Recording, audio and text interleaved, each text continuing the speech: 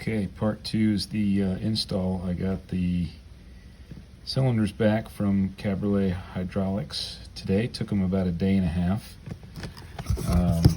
Did a pretty nice job. This is the one that's got the couplers on it that I'm going to install first.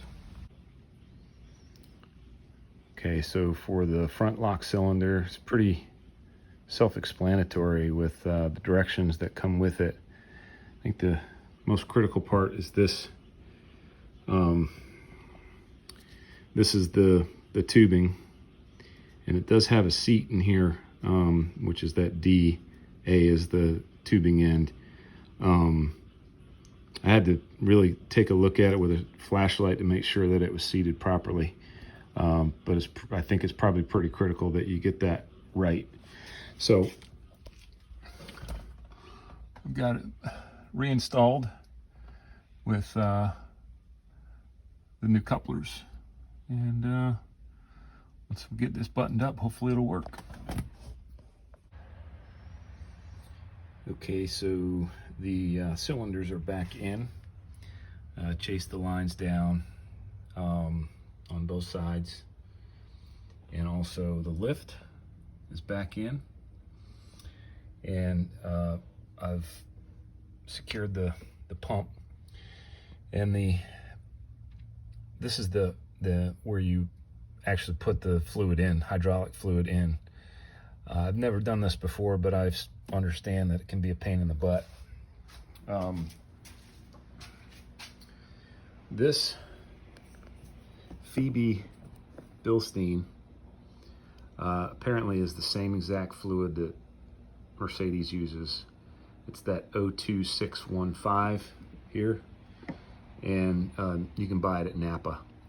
And then to install it, I'm going to try this turkey baster, and I think it's going to be a slow process.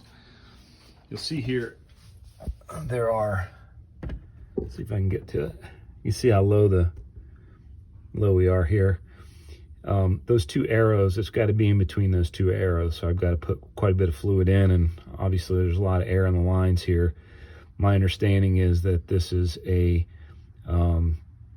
self-priming pump, so you don't need to bleed, or self-bleeding. You don't need to bleed this system, it'll do it by itself, so we'll see. But anyway, that's what I'm going to do now.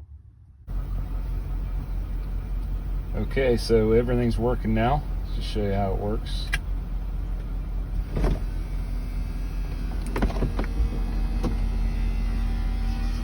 No leaks.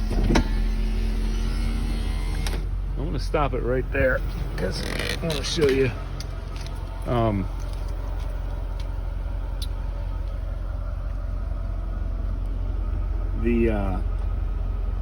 the system kept telling me that the trunk was locked, and I just took a screwdriver, or I needed to shut the trunk lid. That's what it kept telling me. So I pushed up on this right here, and made it, basically told it to lock itself, and it worked since then. So the other thing, have to keep an eye on the level on here. The turkey baster works really well, but the levels obviously change when you've got loads on it and whatnot. But anyway, it's working okay. So in my first video, I mentioned that there was a bunch of hydraulic fluid on this when I took it off. And then I noticed there was some down here as well. And I started looking all over, but then I realized all that fluid from the top, when the top goes down into the trunk, this was where all the fluid was coming out onto the front seat. So it's just collected in there and then drained down on there. So that should be the culprit. The rest of the installation is basically just based on my 30-minute video of the removal of the cylinders, basically just work in reverse order. It has been a little over 2 weeks now since I installed these, and everything seems to be working just fine. And if I ever do the Paul cylinders for the roll bar, I will definitely do another video. But thanks for watching, and good luck. Great car. Bye-bye.